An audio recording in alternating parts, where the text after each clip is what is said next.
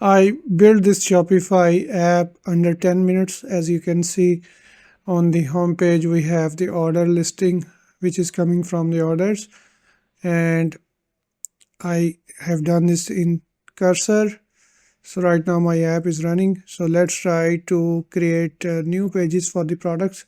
Right now we have the order listing. So let's try to create the product listing, and let me copy and paste the query to create the product listing over here. So please create a new product page and add it to the navigation in the app.tsx. This page should match the existing styling, etc. Let's run this, continue, and revert. So it is adding the new page in my app. So you can see it is creating a new file, product.server, in the sources folder.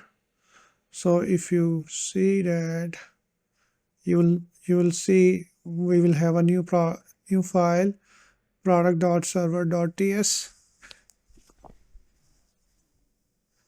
It created the new file, as you can see, product.server, and now it is creating api.products.tsx file over here in the routes folder.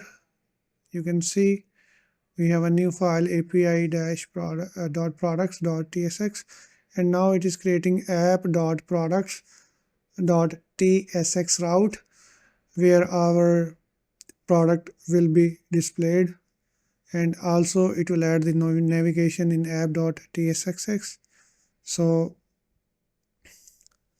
let's wait once it is fully done, and then I will show you on the front end how the products are being displayed. So meanwhile we can see how we fetch the products. So it make the get products function and get the GraphQL and the query product first 50 products, and we get the ID, title, vendor, etc. And then we send this proper JSON format to the whenever this get product function is called, and on here on the api.products we get that function from the services.products. And now it is could not find apps on app.tx workspaces, so we have app.tsx. So now it is creating it is making the changes in app.tsx for the navigation, and it is done. Now you can see we have a new link in the menu. So if I go back here and reload the app, and now you can see we have the products. If I click on the products, you can see we have all the products listing over here, and all the 50 products are being displayed over here. So next we are going to create the order detail page and the product detail page, where we will get the product information, also the order information about the individual order. So let's try to create the new routes for the detail page. So let me copy and paste the new query.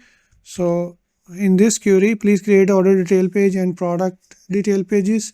Both pages must use the same styling. So let's run this query again and keep all the changes. Now it is creating the order detail page.